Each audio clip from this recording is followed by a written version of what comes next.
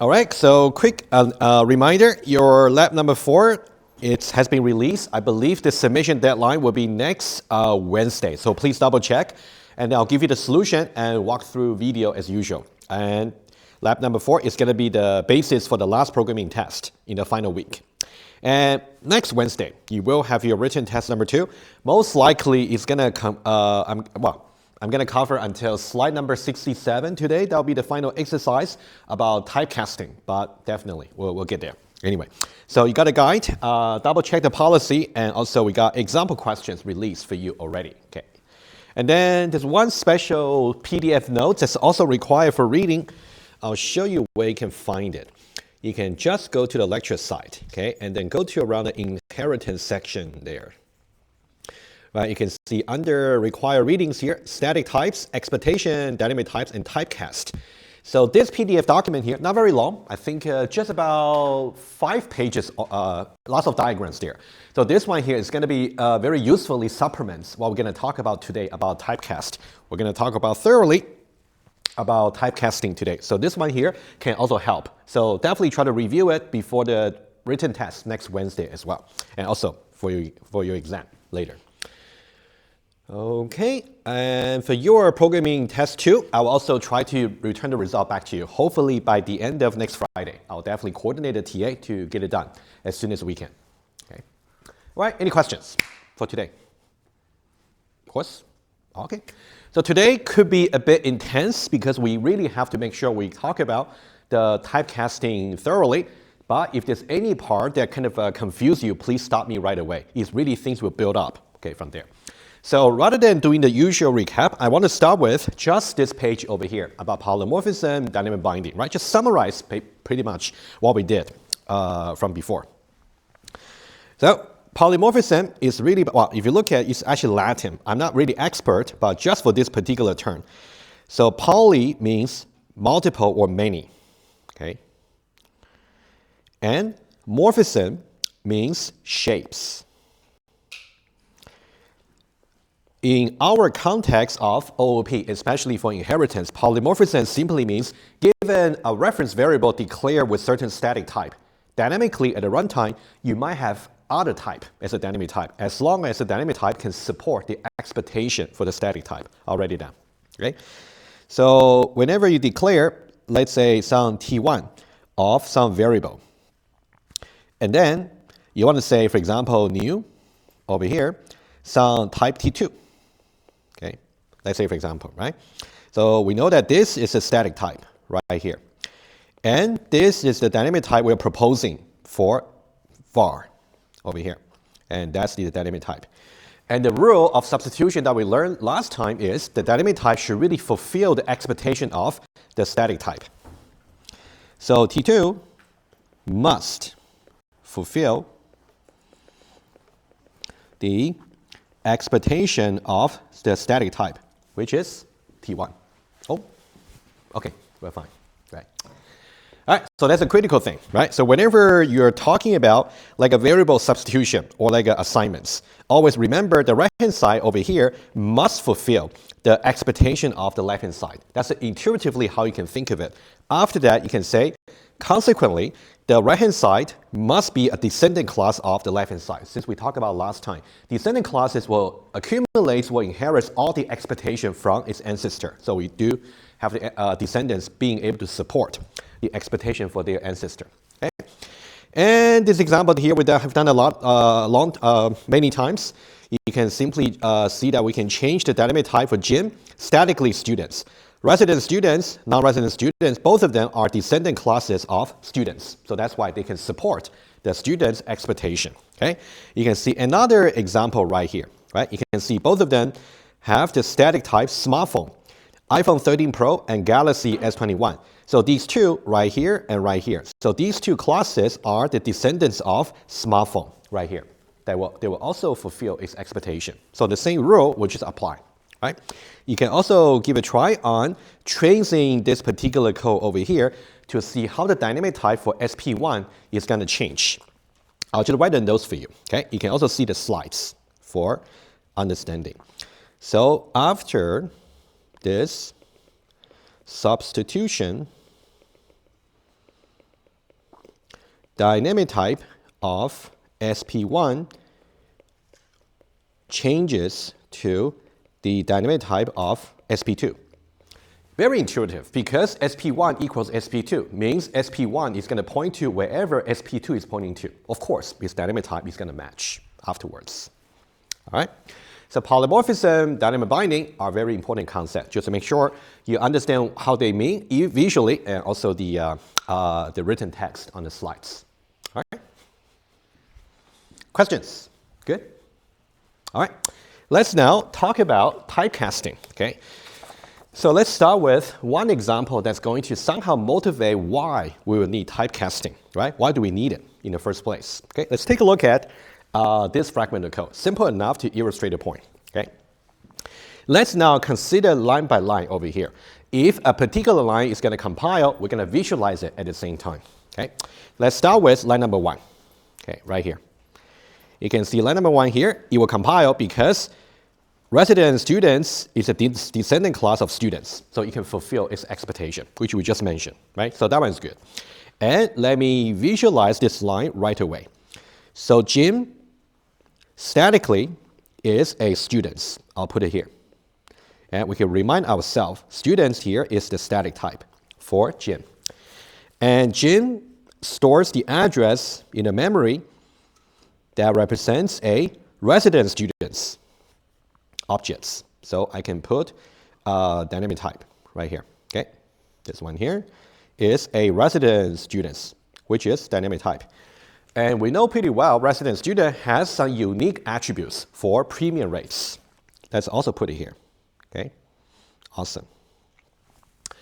Let's now consider the next 2 lines. Okay, the intention goes like this. Given that Jin right now is pointing to a resident student dynamically. So what we want to do is we want to let RS, another variable, point to the same object right here. And then we want to use RS to set the premium rates of these objects, maybe from default value 0 to 1.5. That's our intention, okay, for these 2 lines. However, are these 2 lines going to compile even in the first place? That's the first question. Anybody? Can actually see that? Yeah, you want to say something? Go ahead. Okay, why don't we look at that together? It's okay. All right. So make sure you kind of get fluent on this kind of exercise, for next Wednesday. That's the most important bit. All right. So here you can see that we just look at the static type. So the static type here for Jim, we know that statically is declared as students. Okay, let's put it down. So now we are basically asking, can students fulfill the expectation for resident students? No, because student is not a descending class of resident students. So this wouldn't compile. All right, it's very important for us to understand this, okay? This one not compile because students, which is Jim's static type, is not descendants of the resident students on the left-hand side, right here. All right, that's why it wouldn't compile. Very important to really think about so far what we are doing here, just more like a review exercise, right? Which is no, it simply wouldn't compile with respect to the rule of substitution that we spoke about on Tuesday.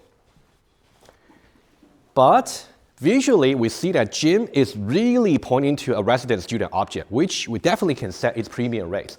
Why is the compiler so limited? Somehow the compiler wouldn't know. Somehow, apparently, they didn't keep track to say Jin is actually pointing to a resident student object. So you should be able to let RS point to the same objects and set the premium rates. You see my point, right? Compiler should allow that. Compiler should really be more flexible, should keep track about the dynamic type, okay? So now this is something we have to briefly talk about. Why the compiler didn't choose to actually do this kind of a tracking of the dynamic type to make the variable assignments more flexible. That's the main point I want to make, all right? So let me pose this question to you. Are you somehow able to help the compiler maybe you can take the source code of the Eclipse compiler and maybe extend it to some extent. All right. So here is what I call a A+ challenge. You just here at the right time. All right. A+ challenge. You might like it. Okay. Okay. Here's an A+ challenge. Let me remind you very quickly, right? So we are saying that dynamically, Jin is pointing to resident students, right? Dynamic type. And we are not able to assign RS to be Jin because static type doesn't really match. But dynamically, it's really pointing there. Why is the compiler not able to keep track and allow us to do that, right? So can we actually resolve this limitation? Okay. So here's an A+ challenge for everybody, you know. As long as you can somehow resolve this challenge, you're on the right track of resolving it by the end of the exam period in December. I'll give you A+ for the course. No question asked, right? As long as you can do it. So here's a program you're going to write, okay? You're going to write a program over here. You can write it in Java, Python, C, C++, any language you like, okay? Your program is going to take 2 inputs and produce 1 output, okay? Input number 1 is going to be a single Java file. Let's say a single class. And the class itself has maybe a main method here. Here's one example. Let's say for line number 1, we simply say students as something. And then we do something in the middle. At the end, we say S is assigned to new resident students. That's the last line. So we know that upon the termination of the main method, right before the termination, S has changed to its last dynamic type to be resident students. That's what we can observe right here. For example, you can think about right here, this is the last dynamic type of variable S. So you can take program like this, but it's got to be arbitrary, meaning that it can be any program using variable assignments, if statements, maybe for loop, while loop, break statement, etc. Arbitrary. Okay, so this has to be arbitrary. And then the second input is a variable name that exists. What should your program output? It's going to tell the user what is the last dynamic type of this particular variable before the termination of the input program. In this case, of course, it's going to say resident students. Okay, so that's a challenge for everybody. If you're able to somehow implement the program along the right track on solving this issue here, A+ for this course, despite the result for the exam or programming test. All right. You can how about this? Assume the input program compiles. Assume. You can assume.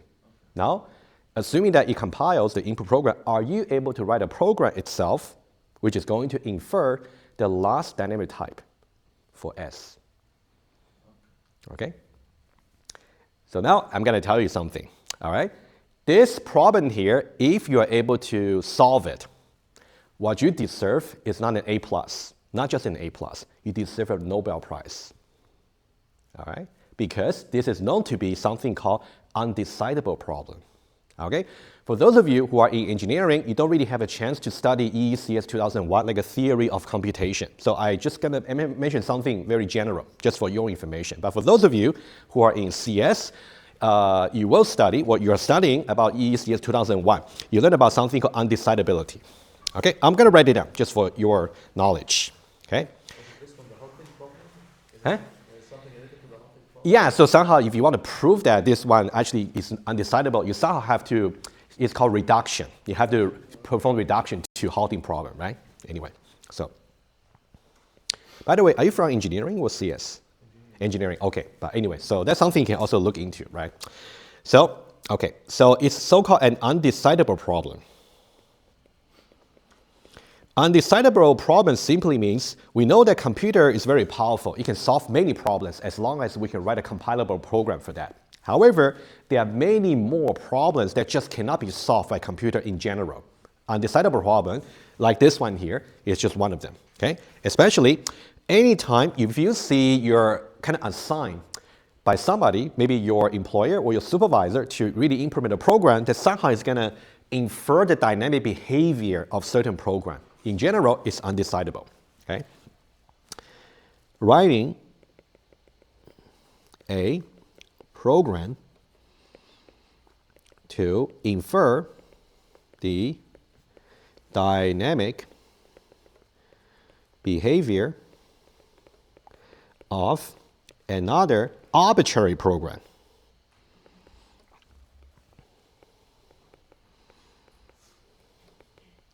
That one there is simply undecidable. You just cannot write any program for that, all right?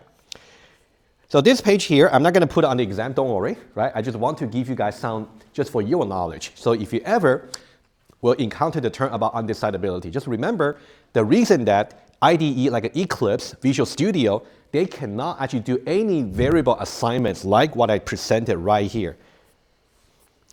Not because they didn't want to, just because in general it's an undecidable problem. They cannot make a general solution for this. But this might just be a special case, but they just wouldn't do it in general.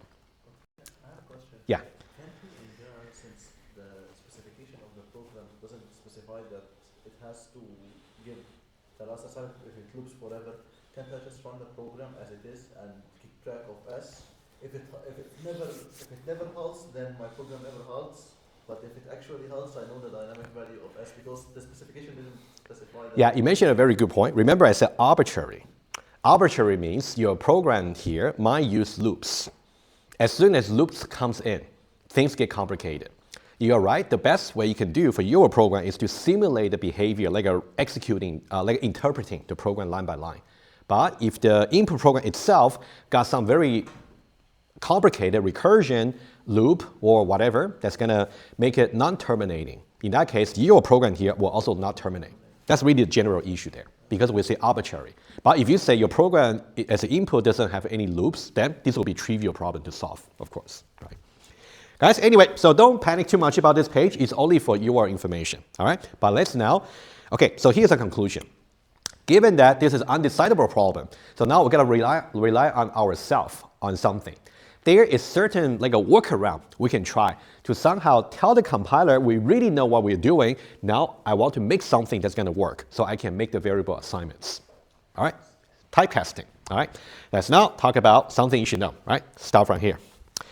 Let's revisit the syntax for typecasting, which we kind of did back in the object equality lecture, but it doesn't hurt to brush up, right? Let's do that first. And then I'll do 2 pages about the general syntax and some warning about the common error. And then we'll talk about something serious about what might go wrong when you do typecasting.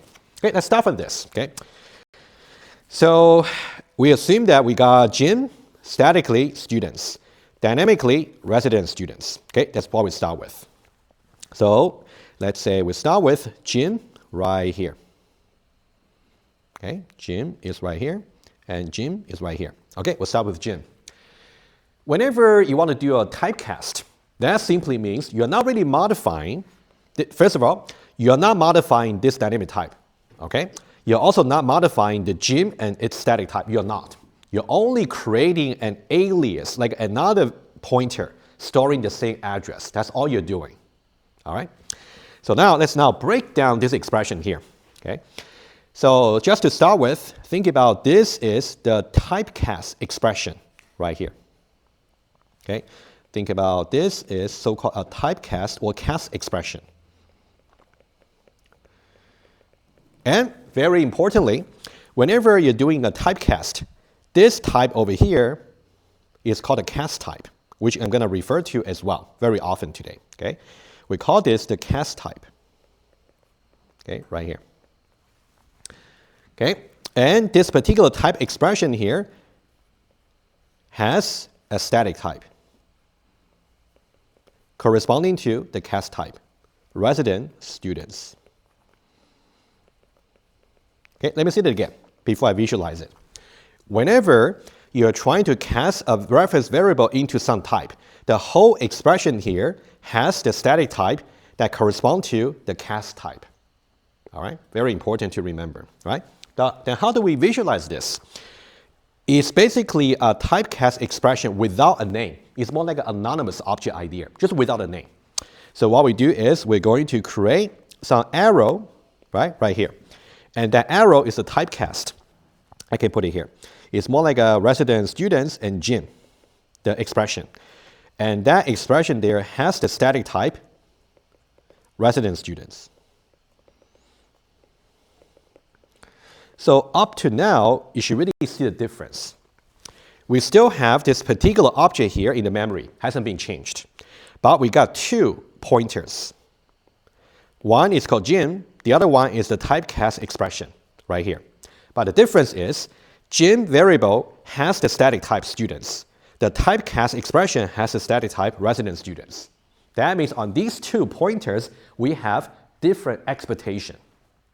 Okay, that's the main thing you want to keep in mind. All right? The same objects, but it's just that from the external user's point of view, Jim only has the expectation for students. But this cast expression has the expectation of resident students, which includes premium rates. All right, that's very important to remember.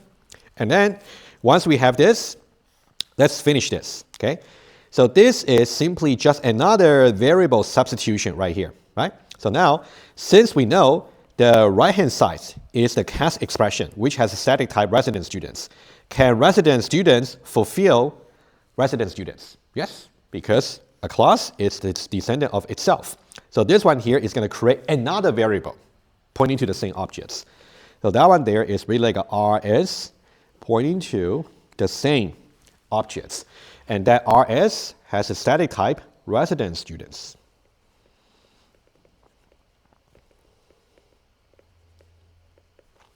Let me say one more thing, and then I will take questions. So this will be the complete visualization about the three involved references you have to know whenever you do typecasting. Especially this is an anonymous one that you don't really get to use. You just use it so that you can assign the address to RS. So later on, you're just going to use RS. So after this, I'll take your question very soon. Okay. So after this line here, just remember when I said Jim dot maybe set premium rates, that one will not compile because Jim has a static type students, which does not have set premium rates. On the other hand, if I say RS dot set premium rates, now that one will be okay because the RS has the static type resident students, which do support premium rates.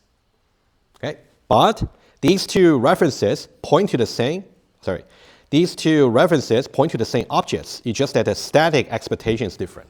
Okay, just notice the difference. Question.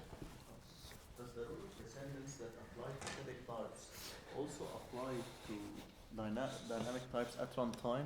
For example, if it's actually, instead of having the dynamic type here, resident student, the dynamic type was actually student. So now I cast it to a resident student, but I didn't call any of the actual functions defined in resident student. I called functions in student also. Yeah, I know exactly what you're saying. So what you're asking is actually, I call the second dimension for consideration for typecast. Let me just give a little bit preview. That's something I'm about to say anyway. So today, I just want to do one more page about the syntax for typecasting, just to clarify, and then we'll talk about two dimensions for typecast. Dimension number one, does the typecast compile? Number one. Number two, which is what you just mentioned. Assuming that the typecast compile, there's always run into, at the runtime, create no exception. Not necessarily. For example, if you write your labs or programming tests, you use array expression like indexing. Given that your program compiles, doesn't really mean you wouldn't run into array index out of bound exception. And also, we have method call that compiles, doesn't really mean you wouldn't run into null pointer exception. Similar here. If you got your typecast compiling, doesn't really mean you wouldn't run into something called class cast exception, which we'll see. So two dimensions. Just bear with me. We'll get there. Yeah, very soon. Okay. Okay, so guys, this is the most basic syntax here. Just make sure you get familiar with it. And here, this will be another one. Okay. Okay. So one more example. How about that? We'll do that very quickly. Okay. How about this one? How do we visualize that? Very similar. So we start with this line here. Right here. So what we have is a phone. Statically is a smartphone. I'll just say SP. Okay. That one points to an object. Dynamically is iPhone 13 Pro. Okay. iPhone 13 Pro. That's the first line. And then second line right here. Oh, to start with, we do a typecast right here. So this typecast over here has the static type iPhone 13 Pro. So we cast iPhone 13 Pro to a phone. That one there also points to the same objects, right? You can see now the two pointers point to the same objects. However, this is expected to be used as a smartphone. This here is this expression here is supposed to be used as a iPhone 13 Pro. That's the difference. Okay, so let me just write one more thing here, just to remind you. This particular expression here has the static type, iPhone 13 Pro, which matches the cast type. And then this expression here, iPhone 13 Pro, can iPhone 13 Pro fulfill expectation for iOS? Yes, because it's a descending class. Okay, and then we just create another reference variable. So this one here, let me use purple. Okay, this one here. So another variable here. So for Hyang over here, and then it's iOS. It also points to the same object right here. So now we got three references. Okay, and then later on, when I say for Hyang, FaceTime. For Hyang has the static type iOS. Does iOS support FaceTime? It does. You can look it up. So this will compile. All right? So these three lines here are pretty much like what we did about the student example. I just used different classes to play with it. Okay? So the remember, just important thing is to always visualize about the three involved pointers there to understand what's going on. Okay? And I will give you some option here. So, well, when I say option, of course you should know both options, for the test. For your lab, you can choose either one. I think for lab number 4, you definitely got some opportunity to use some typecast in some lines, okay? So in this case, you can see we do the cast, which without a name, and then we give it a name using variable substitution. So we can use, for example, for Hyang or RS, in the previous example. Sometimes you might find that you don't really want to create a name for the typecast. You just want to use it directly in line. So it is called anonymous cast. Okay? You can think about what we are doing here, this line on the right-hand side. You can simply put it as the context objects for some method call. However, you got to remember, when you want to use it as a context object, you have to surround it by an extra pair of parentheses. That's a very important detail to remember. I'll explain why, just in one moment.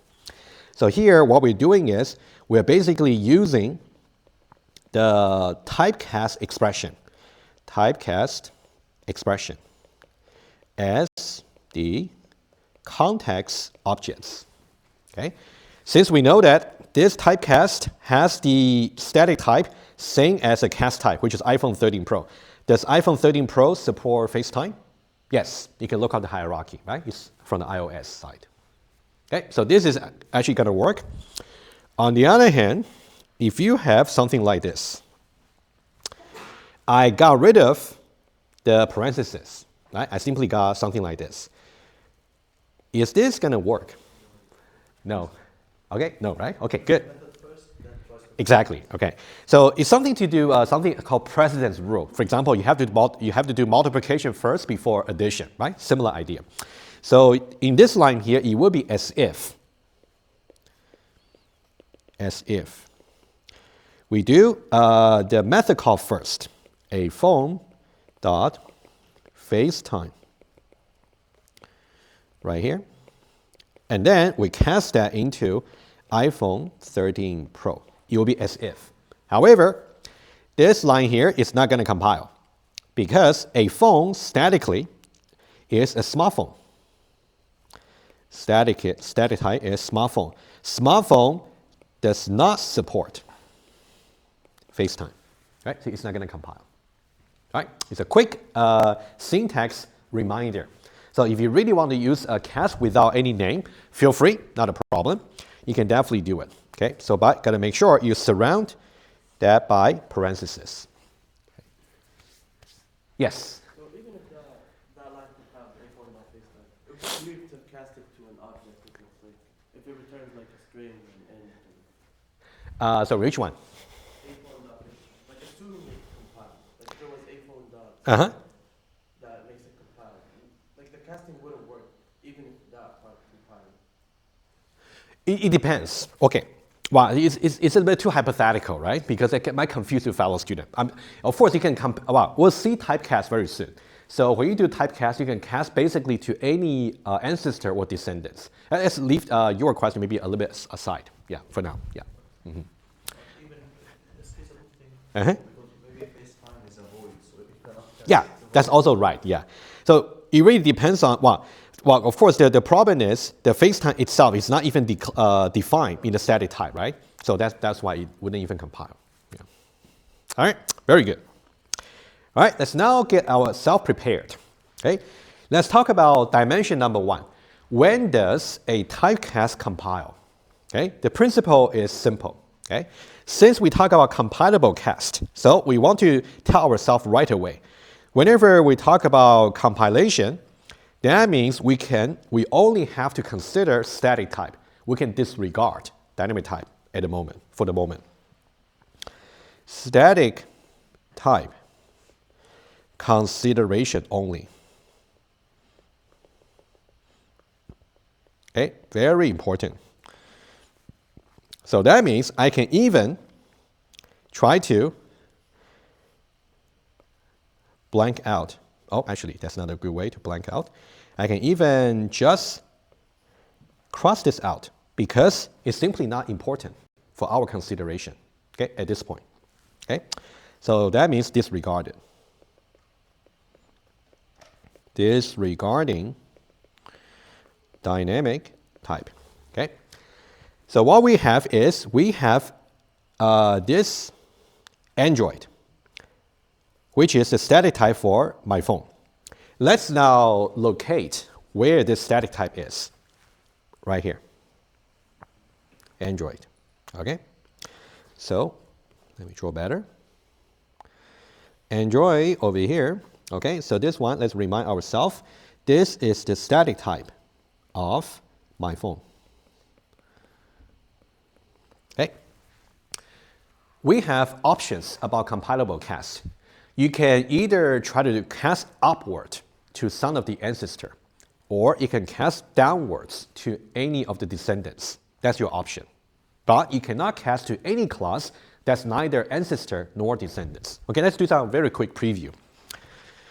If I want to do upward cast, I can cast my phone over here from Android upward to smartphone, or from Android downwards to any of the descendant classes. However, I cannot do typecast from my phone to iOS, iPhone SE, or iPhone 13 Pro because they are neither ancestor nor descendants. All right? Let's now see how it's going to work, okay, quickly. So we basically got 2 variables here. So we got SP. Oh, sorry. Let me just turn my notes here. Okay. Let's now see this. Let's start with my phone. Okay. So my phone right here, statically is Android. And we know that Android has Skype, Surf Web, and also Dial, right? So why don't we fill out the table at the same time? Okay. So for my phone, it has an expectation Dial, Surf Web, and also Skype, right? The rest is simply not available. Doesn't matter what the dynamic type is, because when you talk about allowable expectation, you only consider static type. Yes? When you see ancestors and descendants, do you mean only of this or also of the ancestors and descendants? For example, we are taking Hawaii Pro. Since smartphone is an ancestor, do we take the descendants of smartphone also, or only the descendants of the Hawaii only?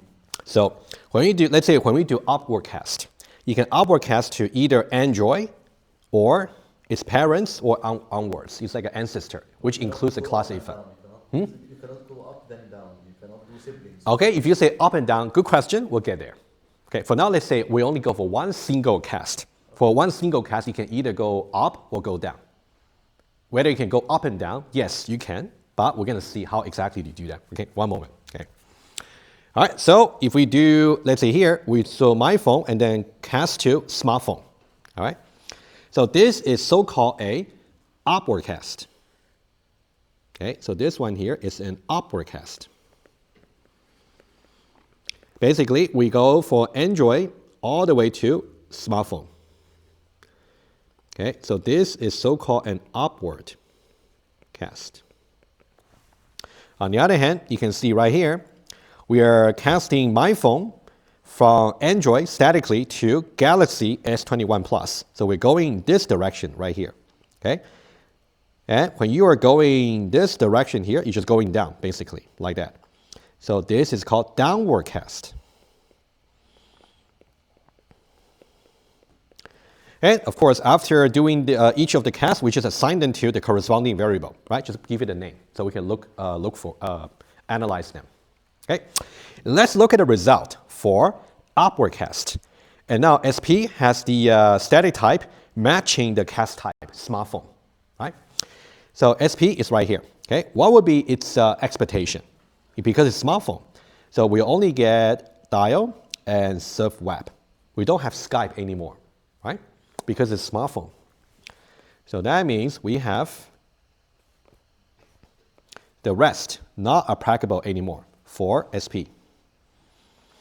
On the other hand, so what about Galaxy? How about this particular typecast? That one there, we basically assign the variable GA. Okay? Static type and cast type are the same. For GA, is going to support everything that can be expected on Galaxy S21 Plus. For this one here, you can see we got site sync, Skype, surf web, and dial. Right? That's kind of the exercise we did earlier. So for that one there, we're going to get dial, surf web, Skype, and site sync. And we have that. And right here. All right. So you can see it's interesting. We are only playing with, overall, you can think about a single object we have, right, with certain dynamic type, which we cross out already. And we actually got 3 different references. We got my phone, and also, oh, sorry, it should be blue. Let me do it again. We got my phone, and also we got SP. Also we got GA. They all point to the same objects. However, for each of the reference variable, they happen to have different static types because they're the result of doing either upward cast or downward cast. Okay? So whenever you're doing an upward cast, we say that you're reducing the expectation. Reducing the expectation. And for when you do downward cast, you're basically increasing the expectation. Especially for downward cast, when you say you're increasing the expectation, you got to be very careful. You might somehow increase the expectation too much, such that when you execute a typecast at the runtime, the dynamic type itself may not be able to support the increased expectation. That's for dimension number 2. I'll take a question first. I was going to ask, how does it happen? Exactly, we'll get there, yeah. So guys, don't get confused. Okay, this is only dimension 1. We only talk about when you write a typecast expression, how can it compile? The idea goes like this. Again, let's do a recap, and then we'll just talk about dimension 2. Given a particular reference variable, here, static type is Android. Okay, fix that in the location. Now, to really make some typecast that will compile, you can either do a typecast where the class is one of the ancestor. That's really like an upward cast. Or you can cast to a class that's one of the descendants of this, which will be right here. The only thing that wouldn't compile is if you compile to any class that's neither ancestor nor descendants. In that case, you wouldn't compile. Only compilation. Whether or not we're going to run into some exception, that's something we'll see in this dimension number 2 question. So in this case, if I understand correctly, you can only go with one cast, you can only go upwards or downwards. Yeah. You can, yes, go upwards and downwards, but if you have multiple casts iterated together. Yes, we definitely can do, yeah, we'll get there. Yeah, we'll definitely get there, don't worry. Yeah, at the end of today, we also talk about one interesting exercise to see how you can do multiple casts to achieve certain purpose. But the bottom line is, you're still going to pay for the price if you cast wrongly at some point. All right, anyway, we'll get there. All right, any questions about the compilable cast? Okay, I think it'll be now a very good point. Just take a short break, taking attendance, and we'll talk about dimension 2 after the break. Okay. All right, so dimension 2. Okay, just again, very quick recap about dimension 1. Whenever you have a typecast, start with a variable which has certain static type. Given that particular static type, you can either cast to a class that's one of the ancestor, or you can cast to a cast that's one of the descendants. So you do either upward or downward cast. Either one of them will be okay. If you try to typecast to any class that's neither ancestor nor descendants, in that way you're going to run into compilation error. All right, that's dimension 1, just about compilation. Now, assuming that the typecast actually compile, we want to actually see if you might run into any runtime error. Okay, that's something we want to see. Let's just see one very simple example. Okay, again, let's trace line by line. Let's see what's going on. Okay, line number 1, right here. Right here. So we got Jim declared to be a student, which points to a non-resident students objects. So that'll be NRS, non-resident students objects. Of course, we may have discount rate, right? Non-resident students, discount rate. Okay. So just to remind you, we got students and we got non-resident students, static type and dynamic type. I can even write down more explicitly. Static type, dynamic type. All right, all good. And we are trying to do a typecast in the second line. Okay, let's break it down to see what's happening. So for line number 2, we start with this typecast. Is this typecast going to compile?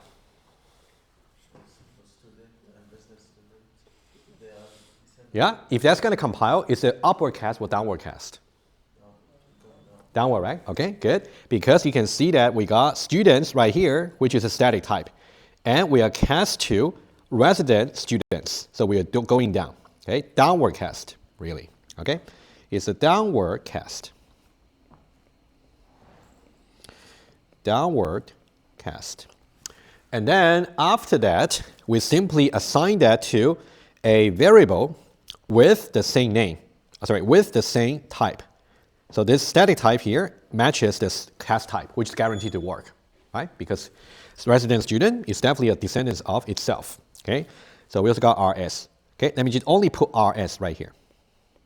Okay, right here. Okay, but actually, you know what? Let me put a typecast as well. So RS has the static type resident students. Also, we have the typecast resident students cast and then Jim, which also point to the same object, right? We got 3 references right here. Assuming that this all work, let's go on. Now, when we get to this line here, right here, okay, let's see, yeah?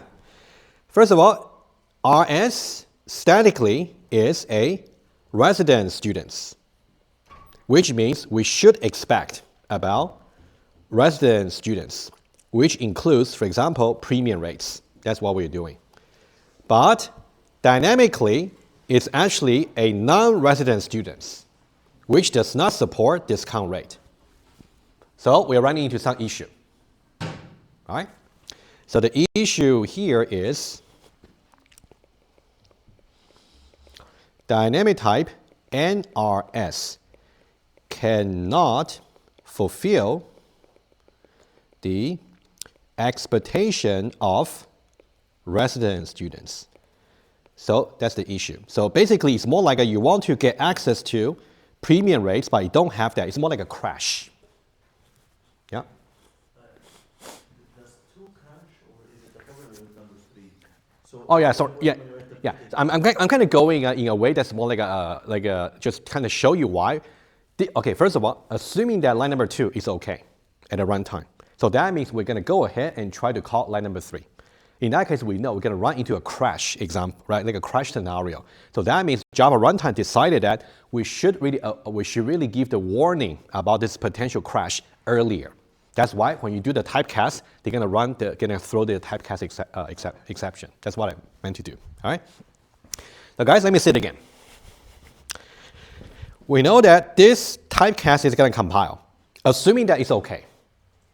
We are gonna run into a crash scenario right here, because the dynamic type right here cannot support what is expected on resident students, which it just cannot.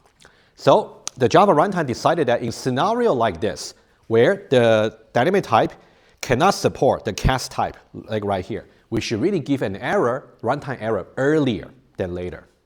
All right? So that's why over here, in this particular scenario, right here, when we are doing this, okay, it's going to throw something called class cast exception. Let's write it down. Okay, so it's going to trigger at a runtime class cast exception. And sometimes I might just say CCE for short. Just remember that's an acronym I'm kind of using in the class. Okay, and class cast exception. And what's really the precise condition under which you should really trigger this exception? Okay, let's see exactly the reason I just explained over here. Okay? Exactly the same reason. Okay, I'll put it down. This will be when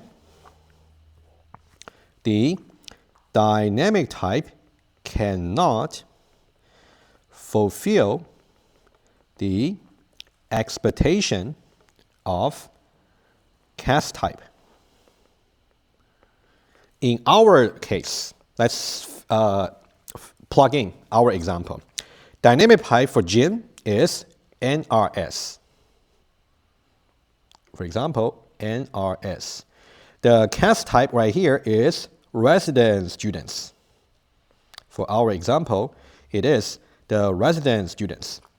Can non-resident students fulfill resident students? Can non-resident student fulfill resident student? It can only fulfill that if this is a descending class of that, but it's not. Right? All right. So there are two ways for you to consider the condition here. Okay. When you think about fulfilling the expectation is one. Okay. Another way for you to phrase it will be when the dynamic type is not a descendant class. Descendants of the cast type.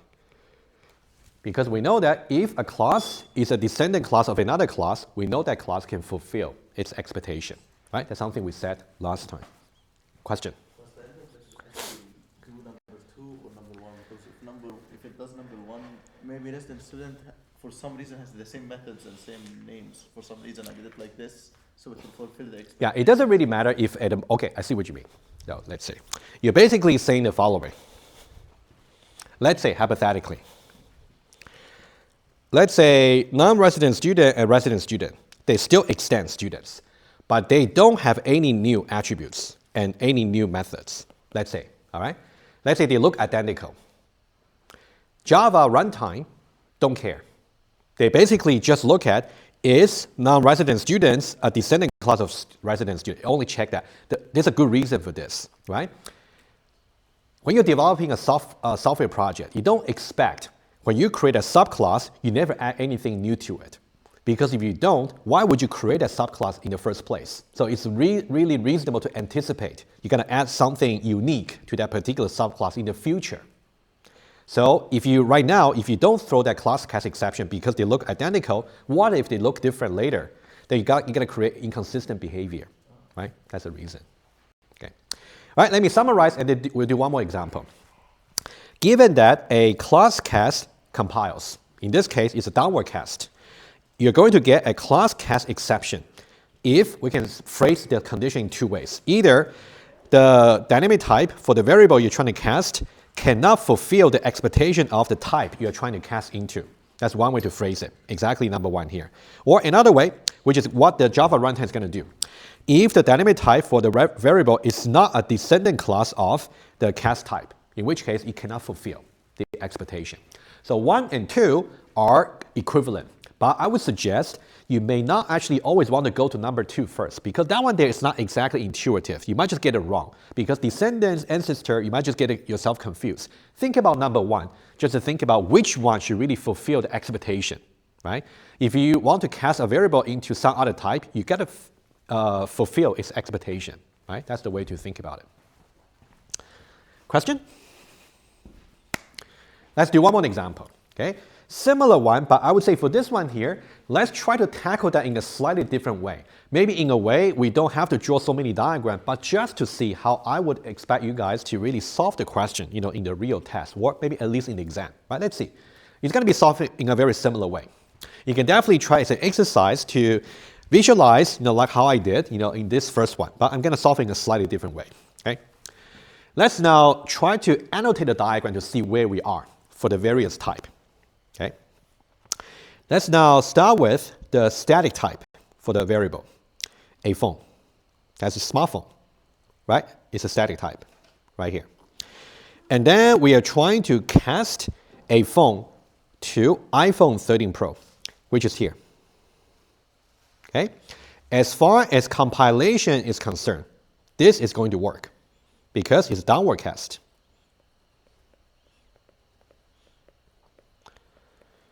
That means compiles. Okay, dimension 1 considered. Given that this typecast compile, is it going to run into any class cast exception? To really see that, we have to look at dynamic type. In that case, I'm going to bring in the current dynamic type, which is Galaxy S21 Plus. So now, whether or not we're going to run into trouble, class cast exception, we have to look at, can the dynamic type for a phone fulfill the expectation of the cast type here? Can it? No, because this is not a descending class of that, right? Okay. That might be a little bit like a more efficient, but I think that you have to look at this kind of a detailed reasoning before you can appreciate how efficient it can be, right? Anyway, so I can now connect these two, right? That's basically dimension number 2, okay? So here, dynamic type, Galaxy S21 Plus, not descendants of the cast type, which is iPhone 13 Pro. That means class cast exception. Okay? Put it another way, because this is not a descending class of that, this cannot fulfill the expectation of that. Right? That's another way to think about. All right? And then you can actually take a look at 2 more examples, right? You can see the solution on the slide as well. I'll let you give it a try. Okay, I'll leave the starter page clean. You can actually analyze about the 2 dimension, compilation and also runtime exception. Okay, 2 more exercises you can try. Guys, question? Let's now generalize the pattern. Let's now try to see, given some hierarchy, how we can somehow categorize the classes into different rows. Compilable versus exception-free, things like that. Okay, let's do this and we'll do one more exercise. Okay. Let's talk about dimension 1. We categorize between compilable versus non-compilable. For dimension number 1, we only have to worry about static type. So let me start with right here. So here I got Android. So Android is the static type of my variable. Okay, I'm going to put it right here. Okay, right here. So this is a static type. Okay. Now, when we talk about compilable cast, it's going to be either upward cast or downward cast. Upward cast could be smartphone. It can also cast to itself, but not very useful, but you can do it, technically speaking, right? Or do downward cast. Huawei, Samsung, Huawei Pro, right? Either upward or downward cast. If you cast to something neither ancestor nor descendants, non-compilable, right? Okay, iOS, this, and this. This, and this. Okay?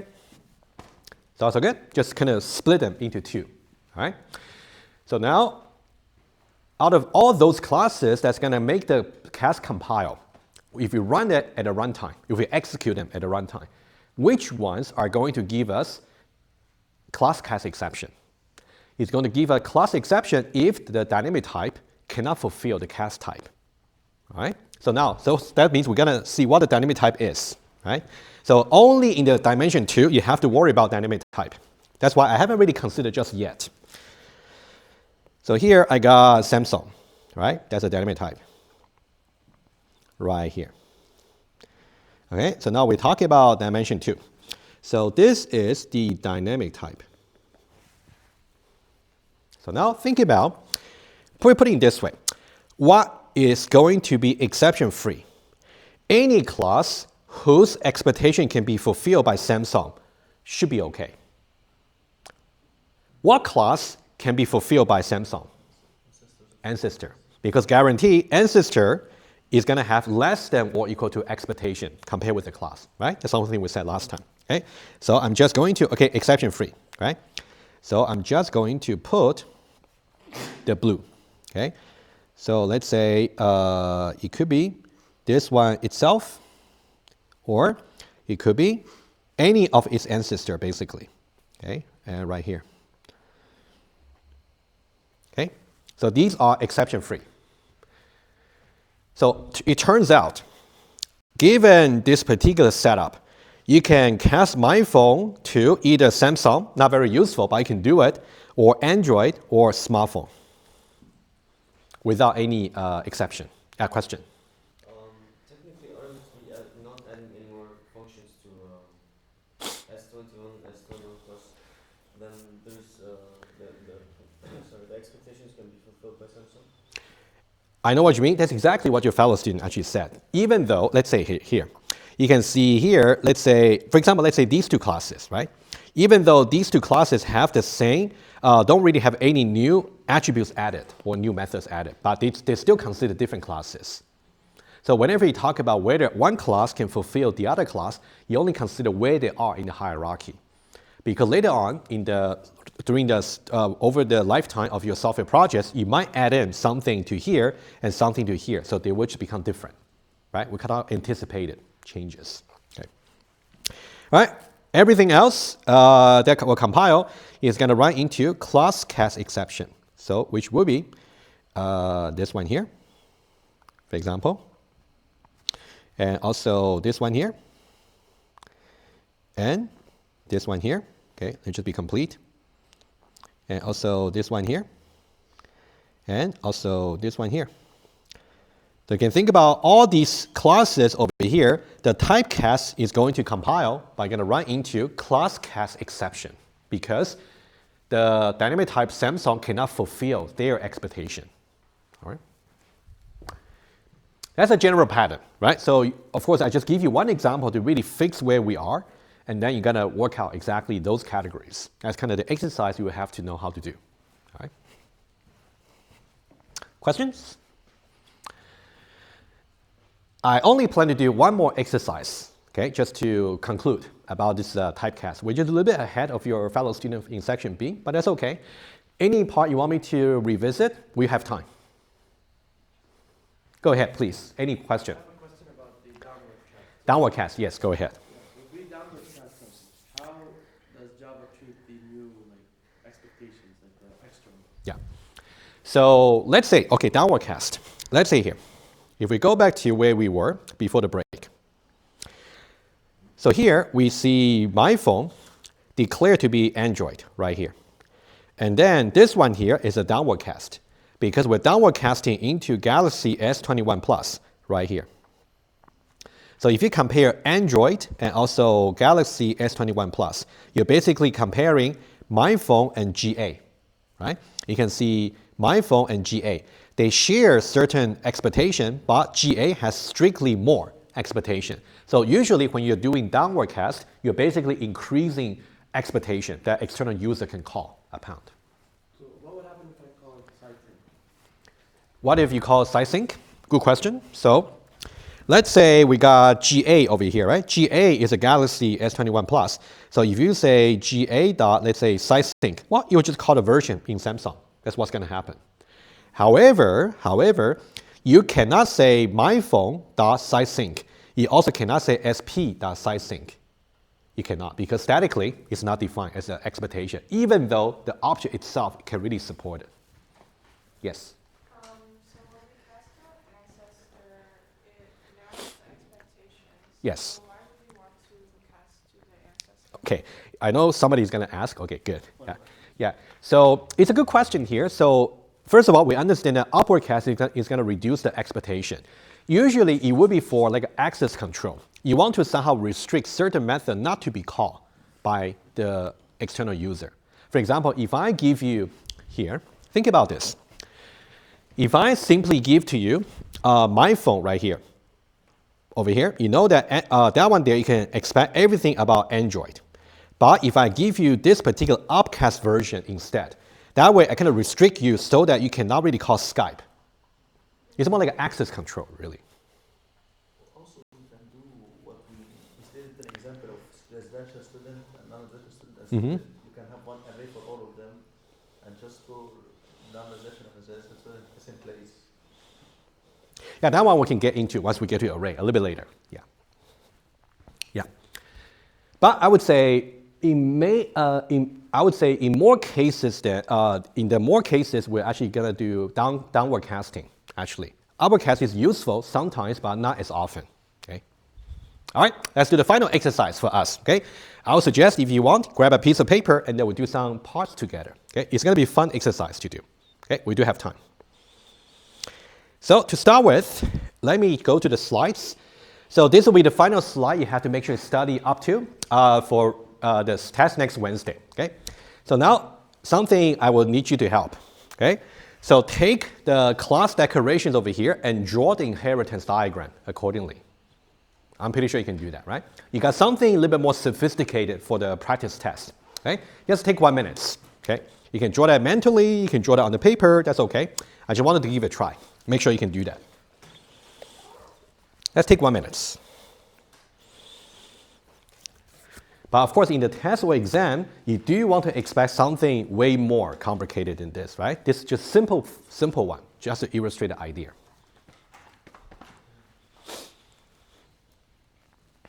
Just remember the principle, whenever you see extends, it's like an arrow, right?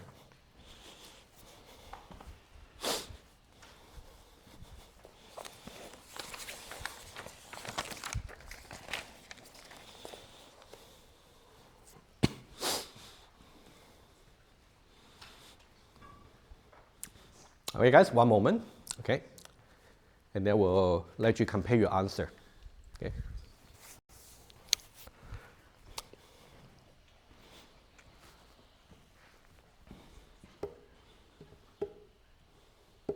All right. Hopefully, you have got something like this, right? Agree? Okay. Let's double check. Oh, I will also have a very important tip for you.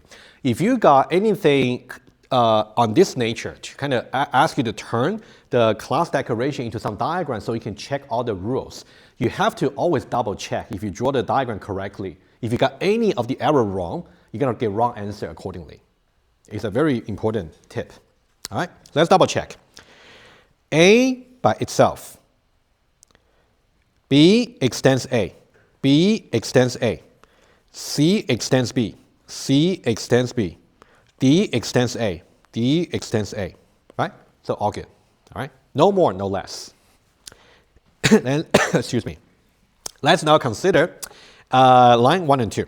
Okay? One by one. So in line number 1, what we're doing is, you can see we are declaring static type B right here. And then we have some dynamic type C right here. So this line here should compile because C is a descendant class of B. Or intuitively, C can fulfill the expectation of B. So this line is good. Okay? But let's now visualize that quickly. So what we have is, we have little b points to an object right here. And then dynamically, it is C. And statically, capital B. All right, that's what we have. Line number 2. We're doing a typecast. Apparently, you can see that the cast type, I make it the same as the type over here. But the thing is this typecast going to compile? Question. Important question, right? Can you make it 100% complete, precise? What is not descendants of what?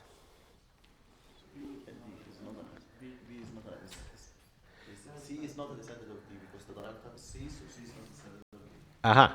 So here we don't talk about dynamic type though, right? You mean compiler or runtime? We don't talk about static type, right? We don't talk about compilation, okay? So yeah, maybe that's what you meant. Maybe I didn't pay much attention, okay? This one here is not going to compile, okay? Not compile. Because the static type of little b, which is capital B, right? Is it a descendant class of, are we doing upward cast or downward cast to D? We are not, right? You can see from B to D, you are neither going upward or downwards. So it's not going to compile, okay? Let's write this down first, and then we'll talk about something. Okay, static type of B is not, let me put it this way.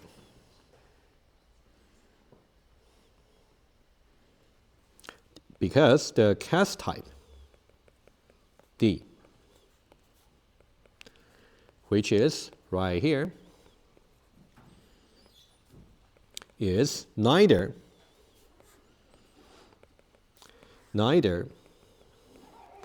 ancestor for upward cast nor descendants for downward cast of B's static type, which is capital B, right? That's the complete reason. All right, just to make sure this one is okay. That's pretty much like what we said in the summary. All right. All right, so this one wouldn't compile. Let's make it compile. How about we do something like this? Let's see. So we can do B here. First, cast to A. So we're basically doing upward cast right here.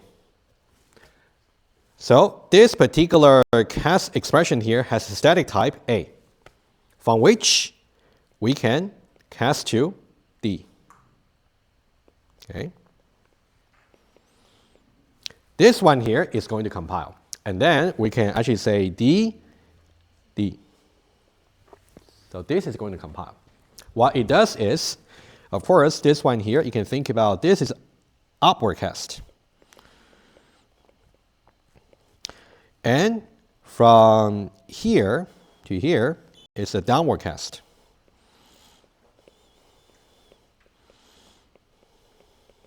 Okay, we got two casts basically done in the sequence. Upward cast first and then downward cast. But now the question is, what if that compiles, what's going to happen at the runtime? If we do have the class cast exception, now we got two type casts over here. Which one is going to give us a class cast exception? That's the question. Because cast to A is just normal ancestor, but cast to D is the problem. Let's see. So to really analyze this, let's see, right? Let's start with the first typecast. Let's say the first one, okay? Let me make it blue. This one here, we are really creating an alias pointing to the same objects right here. So that one there, we got B cast to A. So the question to ask would be, can C fulfill A? Can C fulfill A? Yes. C is a descendant of A. Okay. So the first typecast will be no class cast exception because the dynamic type C is descendants of the cast type A. All right. After this is done, you can think about this entire cast expression has a static type A, right? That's something we said earlier. I'll write it down. Okay. So you can think about this entire cast expression over here, entire one, before we do any further cast. That one there has a static type A. So now what we're doing is we're trying to cast the entire thing to D, doing downward cast. So what we're doing is we are basically creating another alias right here. That one there is we already got B cast to A and then further cast to D. Right?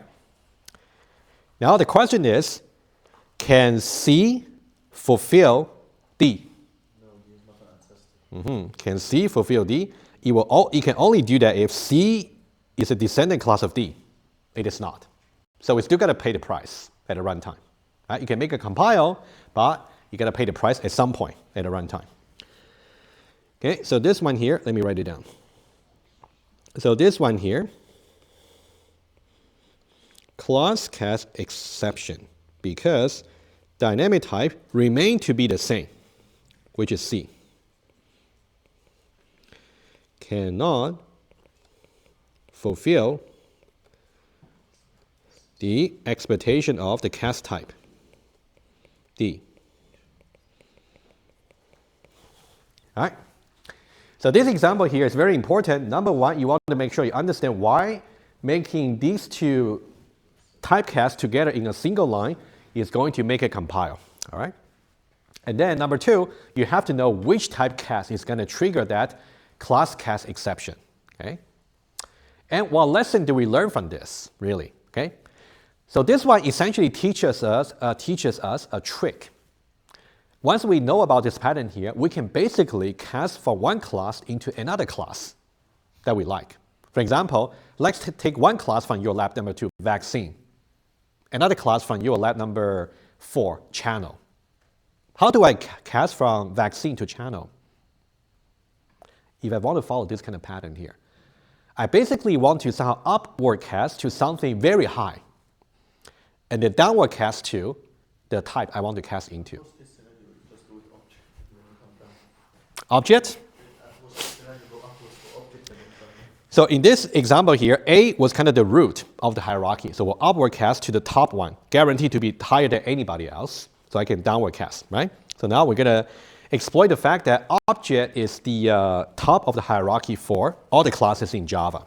So let's say, for example, let me finish this and then we should be good. Okay, we got 3 minutes, should be good. So let's say I got vaccine.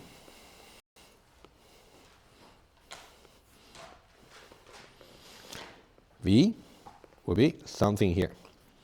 And then if I want to cast this one here to channel, C will be, I can first of all try to cast that into objects. And then after that, I can cast that into channel. What that does is we have the object class on the top of the hierarchy right here. Okay?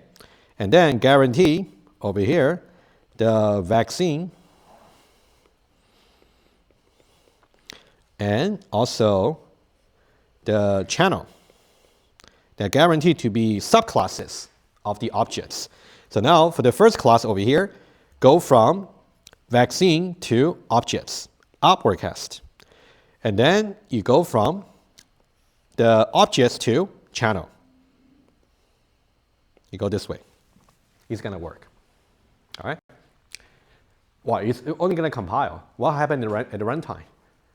Class cast exception. Because vaccine cannot fulfill the expectation of channel. Right? You still got to pay the price at some point. But I'm just saying, it's okay. There's a workaround to really trick the compiler if you really know what you're doing. All right, so I think that's about everything you will need to study for until slide number 67. And also the PDF notes I mentioned in the beginning of the class. And make sure you refer to the guide for written test 2. Make sure you study everything that's covered. All right? Okay, we're good. Thank you so much. I'll see you next Tuesday.